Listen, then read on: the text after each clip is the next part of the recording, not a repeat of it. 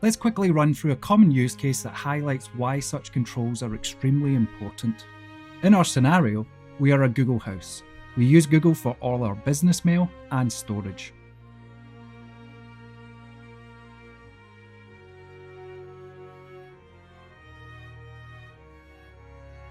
As this is a sanctioned application, we have all of our extra controls integrated with Google. Hence, we have centralized user management via Okta and could enable MFA if required.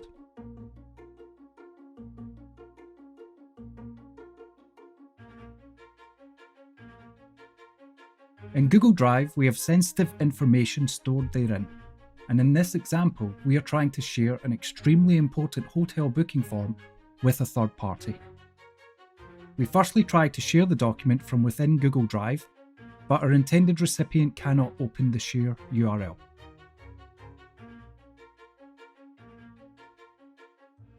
We also download it and try to send it via email, but this too is failing for an unknown reason. In both examples, let's just assume the third party has a security tool that is blocking receipt of the file.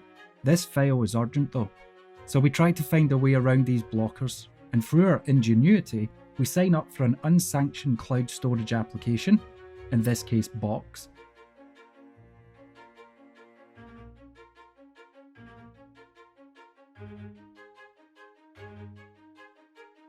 We upload the file, we share it to the third party, and this works fine. The crisis is avoided.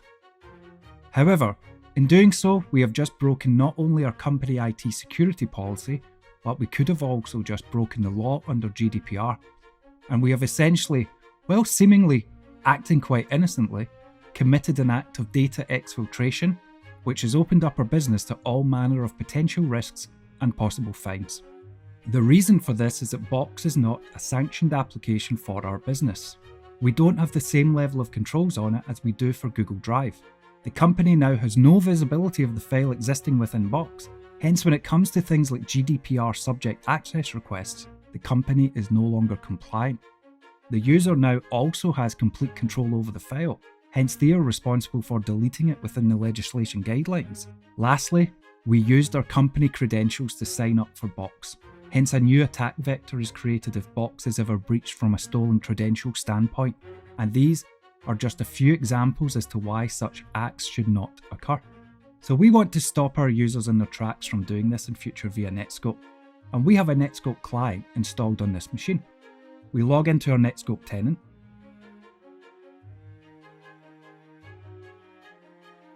again using Okta to bolster the security of the login process given it is a public-facing cloud portal.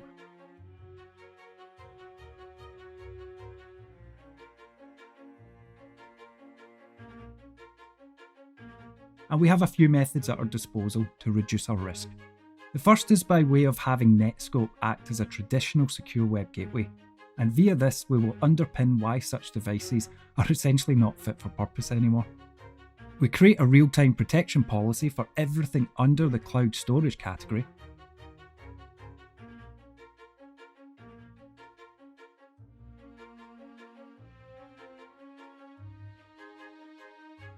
And enact a strict blocked action on any such traffic.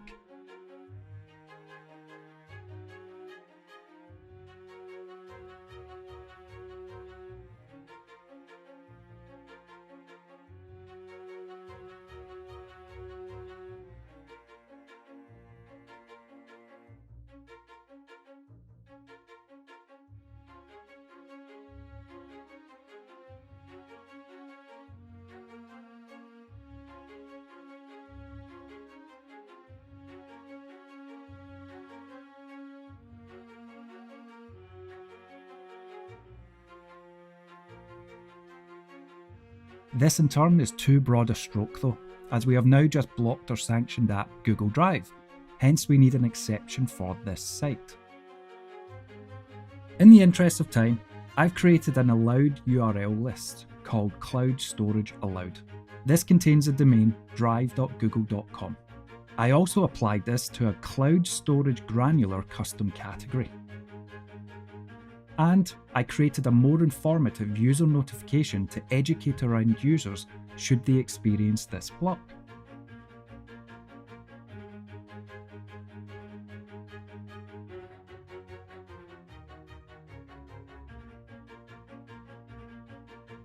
I go back and I amend my original policy accordingly.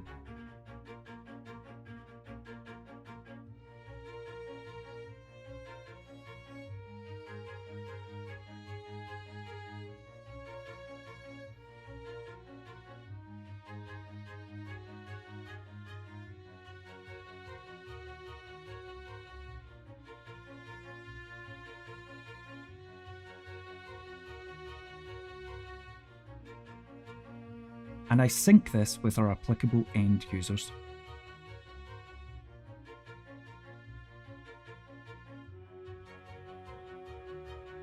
Box still no longer works, which is good. However, Google Drive is still not working for us either.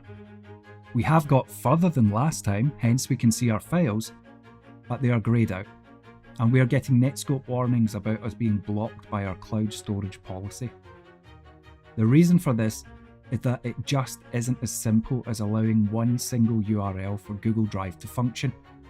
Most applications have multiple domains behind them, which mean all of them have to be allowed, and it is not always clear when reviewing the application which are required.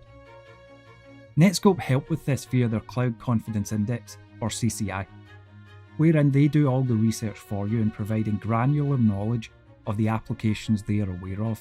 At present, there's roughly 42,000 of these listed within the tenant. If we bring up Google Drive in the CCI, we can see a list of all domains associated with the application, hence we would have to include all of these in our custom URL list that we created previously. This in turn leads to complexity of configuration in a traditional secure web gateway, as you would have to research and configure complicated URL lists for all of the applications that your business uses, which could in turn be in the hundreds or thousands. Therefore, instead of using Netskope as a traditional secure web gateway, we can rethink on our policies and handle this at the cloud application level. Returning to our previous policies, we have no need for our previous exception, hence we change our category-based policy back to acting upon the default cloud storage category.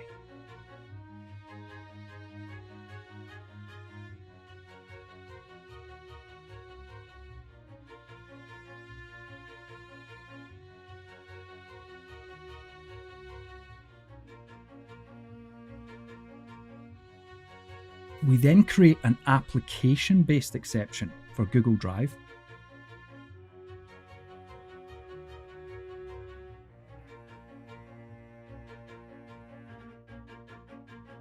And allow every single activity on this.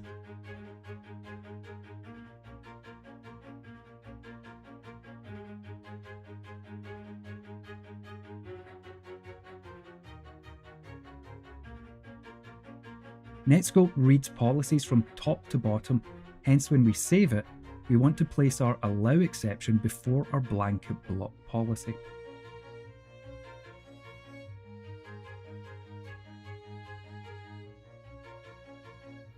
Box as a whole is now blocked, and Google Drive now works as intended.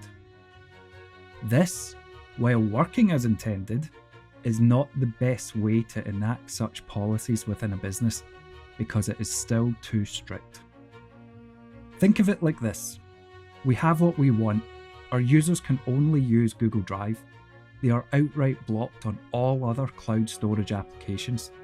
But not all of our clients or customers or third parties use Google Drive. So if a client needs to send us a file via an application, such as Microsoft SharePoint, this will be blocked at our end by our policy. In cases like these, it is likely that our users will try to find a way around such blocks, be it using their own devices to get such files and then transferring them to your machine, which puts you right back to where we started with the issue over data exfiltration. So we want to weigh up our users' convenience and requirements with our security posture to find the right balance of control over web traffic. Returning to our blanket block policy, recall that we blocked every single activity in this, but what really are the risky ones? We don't want our users to create files within the application, as they could copy and paste info into these. The same applies to the editing of files. Note here that we could also go as far as blocking the user from logging into the application, and we could even take different action based upon the username they tried to use, which can be extremely powerful when it comes to users using their own credentials to sign up for applications. But in this instance, we aren't going that far, so we're just going to choose upload as our last activity.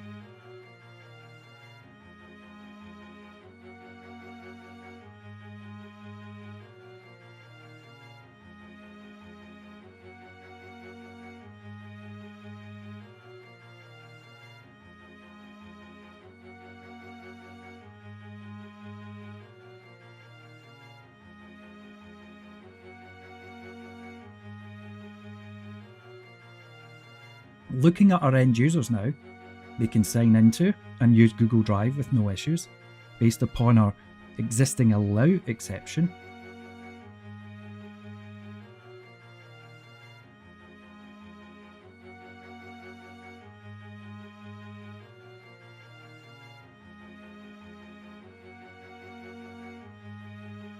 They can also interact with Box, but they cannot upload, edit, or create documents within the application. So if a user was to use Box to send them a file, they could download it.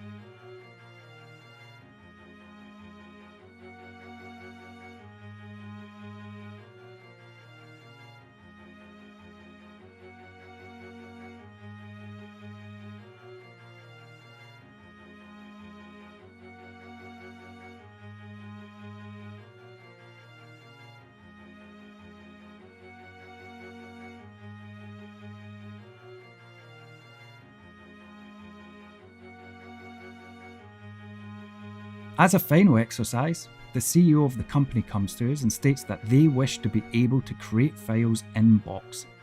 So we use the same control logic.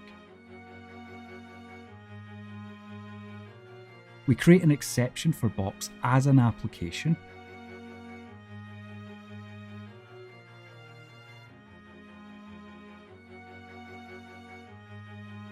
We allow the create activity.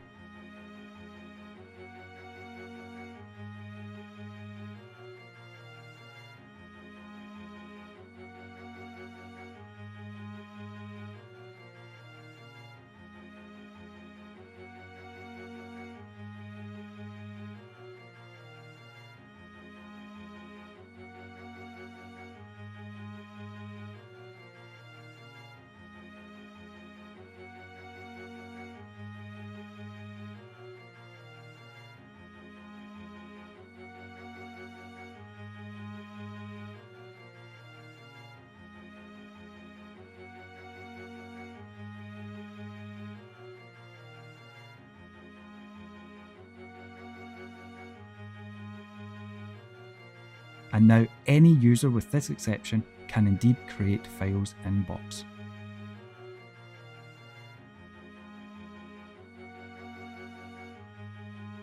If you wish to know more about Netskope and how it can assist your organisation in today's SASE and cloud-based world, then please get in touch with us at info@somerfordassociates.com. And thank you for watching.